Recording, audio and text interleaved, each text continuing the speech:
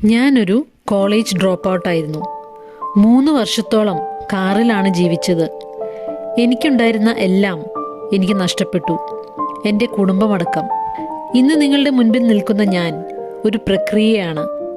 എൻ്റെ പിതാവ് എപ്പോഴും എന്നോട് പറയുമായിരുന്നു, നിനക്ക് പാവപ്പെട്ടവരോട് ചെയ്യാവുന്ന ഏറ്റവും വലിയ ഉപകാരം നീ അവരിൽ ഒരാളാകാതിരിക്കുന്നതാണ്.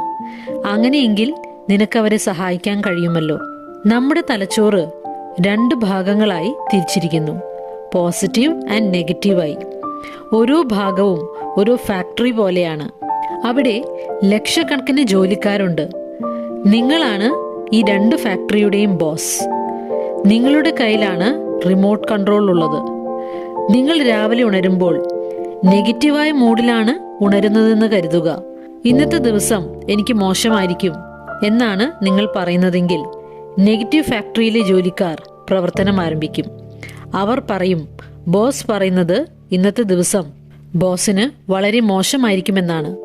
അതിനാൽ നെഗറ്റീവ് ഫാക്ടറിയിലെ ജോലിക്കാർ നിങ്ങൾ പറഞ്ഞ കാര്യം സാധൂകരിക്കാൻ വേണ്ട ചിന്തകൾ നിങ്ങളിൽ ഉണ്ടാക്കുകയും അങ്ങനെ പ്രവർത്തനം ആരംഭിക്കുകയും ചെയ്യും.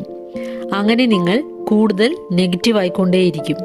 നിങ്ങൾ ആ ദിവസം എങ്ങനെയാകുമെന്ന് പ്രഖ്യാപിച്ചുവോ അതേ ദിശയിലേക്ക് നിങ്ങൾ നീങ്ങിക്കൊണ്ടേയിരിക്കും. എന്നാൽ നിങ്ങൾ നല്ല കാര്യങ്ങൾ പറഞ്ഞ് നല്ലതുണ്ടാകുമെന്ന് പ്രതീക്ഷയോടെയാണ് ആ ഒരു ദിവസം തുടങ്ങുന്നതെങ്കിൽ നിങ്ങളുടെ തലച്ചോറിലെ പോസിറ്റീവ് ഫാക്ടറി പ്രവർത്തനം ആരംഭിക്കുകയും കൂടുതൽ പോസിറ്റീവ് ചിന്തകൾ മാനുഫാക്ചർ ചെയ്യുകയും ചെയ്യും. ഇങ്ങനെയാണ് നിങ്ങളുടെ മനസ്സ് 24 മണിക്കൂറും പ്രവർത്തിക്കുന്നത്. നിങ്ങൾ ചിന്തിക്കുന്ന രീതിയിൽ മാറ്റം കൊണ്ടുവരണം. ഇതിനെ ആശ്രയിച്ചിരിക്കും നിങ്ങളുടെ ജീവിതത്തിൽ നിങ്ങൾ എവിടേക്ക് പോകുമെന്നുള്ളത്. നമ്മൾ ഇന്ന് ജീവിതത്തിൽ എവിടെ നിൽക്കുന്നു എന്നുള്ളത് നിങ്ങൾ ഇതുവരെ എങ്ങനെ ചിന്തിച്ചു എന്നതിനെ ആശ്രയിച്ചാണുള്ളത്. നിങ്ങളിപ്പോൾ എവിടെ ഇരിക്കുന്നു എന്നതിൽ നിങ്ങൾ സന്തുഷ്ടരല്ലെങ്കിൽ നിങ്ങളുടെ ചിന്തയിൽ മാറ്റം കൊണ്ടുവരിക. Change your attitude, you will change your altitude. ലോകത്തിലുള്ള ഏതൊരു സക്സസ്ഫുള്ളായ വ്യക്തിയും ഹാസ് ജംപ്ഡ്, എടുത്തു ചാടിയിട്ടുണ്ട്. നിങ്ങൾ പാറയുടെ മുനമ്പിൽ ഉയർന്ന ഭാഗത്ത് നിൽക്കുമ്പോൾ പലരും ഉയർന്നു പറക്കുന്നതും ആകർഷകമായ ഇടങ്ങളിലൂടെ പോകുന്നതും വലിയ കാര്യങ്ങൾ ചെയ്യുന്നതും കാണുമ്പോൾ നിങ്ങൾ മനസ്സിലാക്കേണ്ടത് അവർ ഒരു പക്ഷേ അവരുടെ കഴിവുകളെ ഉപയോഗിക്കുന്നു, അതുകൊണ്ട് ജീവിക്കുന്നു എന്നതാണ്.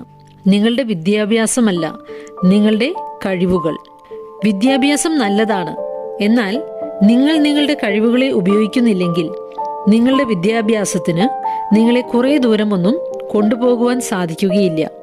നിങ്ങൾക്ക് ഉയരണമെങ്കിൽ നിങ്ങൾ നിങ്ങളുടെ കഴിവുകളാകുന്ന ബാക്ക് പാക്കുമായി പാറമുനമ്പിൽ നിന്ന് എടുത്തു ചാടണം. പാരഷൂട്ട് പോലെ ഈ കഴിവുകൾ തുറക്കാൻ ആരംഭിക്കുമ്പോൾ നിങ്ങൾക്ക് ഉയരാൻ സാധിക്കും. ഈ കഴിവുകളെ ഉപയോഗിക്കാതെ നിങ്ങൾ ദിവസവും നിങ്ങൾ ഇഷ്ടപ്പെടാത്ത ഒരു ജോലിയിൽ തുടരുകയാണെങ്കിൽ നിങ്ങൾ ജീവിക്കുകയല്ല, മറിച്ച് എക്സിസ്റ്റ് ചെയ്യുക മാത്രമാണ് ചെയ്യുന്നത്. എന്നാൽ ഒരു കാര്യം പറയാം, നിങ്ങൾ ആദ്യമായി ചാടുമ്പോൾ നിങ്ങളുടെ പാരഷൂട്ട് ഉടനെ തുറക്കുകയില്ല. നിങ്ങൾ ചില പാറകളിൽ പോയി തട്ടിയേക്കാം, നിങ്ങൾക്ക് മുറിവുകൾ വന്നേക്കാം, നിങ്ങളുടെ വസ്ത്രങ്ങൾ കീറിയേക്കാം. എന്നാൽ ഒടുവിൽ പാരഷൂട്ടിന് തുറന്നേ പറ്റൂ. കാരണം അത് ദൈവത്തിന്റെ വാഗ്ദാനമാണ്. നിങ്ങൾക്ക് സേഫായി കളിക്കാം, മുറിവുകളും കീറലുകളും ഏൽക്കാതെ ജീവിതകാലം മുഴുവൻ പാറമുനമ്പിൽ തന്നെ നിൽക്കാം. എന്നാൽ നിങ്ങളുടെ പാരഷൂട്ട് ഒരിക്കലും തുറക്കുകയില്ല. നിങ്ങൾക്കൊരിക്കലും അറിയാൻ സാധിക്കുകയില്ല നിങ്ങൾക്ക് ദൈവം എന്തെല്ലാം വലിയ കാര്യങ്ങളാണ് കരുതി വെച്ചിരുന്നതെന്ന്. വിൽ സ്മിത്ത് പറയുന്ന ഒരു കാര്യമുണ്ട്, the best things in life is on the other side of fear. ഭയത്തെ മറികടന്നാലേ വിജയം കാണാൻ സാധിക്കുകയുള്ളൂ. വിശ്വാസം എന്നത് നമ്മിലുള്ള പ്രതീക്ഷയും കാണാത്ത കാര്യങ്ങൾക്കുള്ള തെളിവുമാണ്. എനിക്ക് 10 വയസ്സുള്ളപ്പോൾ ഞാൻ ഹോപ്പ് ചെയ്തു, ആഗ്രഹിച്ചു എനിക്ക് TV-യിൽ വരണമെന്ന്. I want to be in TV എന്ന്. എന്നാൽ ആ സമയത്ത് എനിക്ക് ശക്തമായ വിക്കിന്റെ പ്രശ്നമുണ്ടായിരുന്നു. അതുകൊണ്ട് എൻ്റെ കൂട്ടുകാർ എന്നെ കളിയാക്കി ചോദിക്കുമായിരുന്നു, നിന്റെ TV ഷോ എത്ര നേരം നീണ്ടു നിൽക്കുമെന്ന്. കാരണം നീ വിക്കി സംസാരിച്ചു തീരുമ്പോഴേക്കും ആ ദിവസം കഴിയുമല്ലോ എന്ന്. എന്നാൽ അന്ന് ഞാൻ എഴുതി വെച്ചത് യാഥാർത്ഥ്യമായിരുന്നില്ല, എൻ്റെ പ്രതീക്ഷയായിരുന്നു, ഹോപ്പായിരുന്നു. ഹോപ്പാണ് വിശ്വാസത്തിന്റെ ആദ്യപടി. അങ്ങനെ സാവധാനം അതിൽ വിശ്വാസമുറയ്ക്കണം. ആൽബർട്ട് ഐൻസ്റ്റൈൻ പറയുന്നു, ഇമാജിനേഷൻ ഇസ് എവ്രിതിങ്. അത് ജീവിതത്തിൽ നടക്കാൻ പോകുന്ന വലിയ കാര്യങ്ങളുടെ പ്രിവ്യൂ ആണെന്ന്. കോഡ്ലെസ് ആയൊരു ഫോൺ ഭാവനയിൽ ആരോ കണ്ടതുകൊണ്ട്, അല്ലെങ്കിൽ യാത്രാ സൗകര്യത്തിന് പറക്കാൻ സാധിക്കുന്നത് ചിലരൊക്കെ ഭാവനയിൽ കണ്ടതുകൊണ്ട് അവയെല്ലാം യാഥാർത്ഥ്യങ്ങളായി.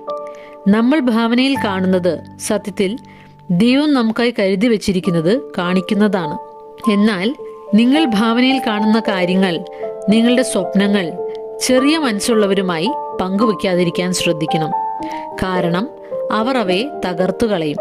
അങ്ങനെ നിങ്ങൾ ആ ഐഡിയാസ് ഉപേക്ഷിക്കും. നിങ്ങൾ ഏറ്റവും നന്നായി ചെയ്യുന്ന, നിങ്ങളുടെ ഭാഗത്തു നിന്നും വലിയ പരിശ്രമം കൂടാതെ നിങ്ങൾക്ക് അനായാസം ചെയ്യാൻ സാധിക്കുന്ന കാര്യങ്ങൾ നിങ്ങളുടെ ഗിഫ്റ്റാണ്. എല്ലാവർക്കുമുണ്ടത്. അത് നിങ്ങളുടെ ജനനത്തിൽ തന്നെ നിങ്ങൾക്കുള്ളതാണ്. അത് നിങ്ങൾ ഉപയോഗിച്ചാൽ, വളർത്തിയെടുത്താൽ നിങ്ങൾ വിജയിക്കുക തന്നെ ചെയ്യും. എന്നാൽ നമ്മൾ അവയെ തിരിച്ചറിയാതെ വിദ്യാഭ്യാസത്തിന് പിന്നാലെ മാത്രം പോകുന്നു. വിജയത്തിന്റെ പാത സുഗമമാണെന്ന് കരുതരുത്. അതെപ്പോഴും കൺസ്ട്രക്ഷനിലാണ്.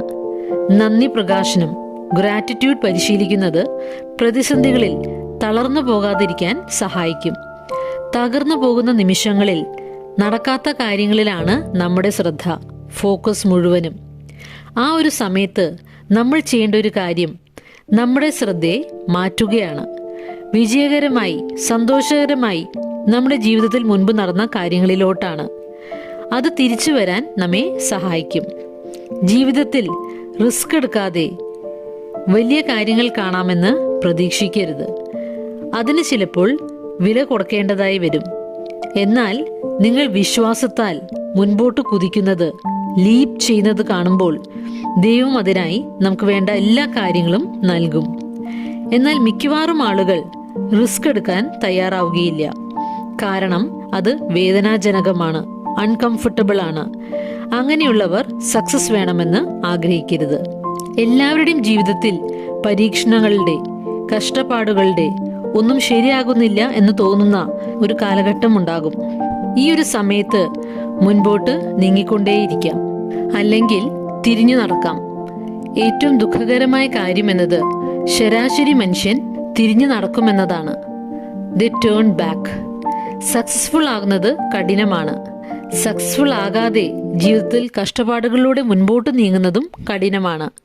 അതുകൊണ്ട് ഞാൻ തിരഞ്ഞെടുക്കുക ജീവിതത്തിൽ വിജയിക്കാൻ കഷ്ടപ്പെടുകയാണ്. കാരണം പിന്നീട് ആ കഷ്ടപ്പാടിൻ്റെ ഫലമെങ്കിലും എനിക്ക് അനുഭവിക്കാൻ സാധിക്കും.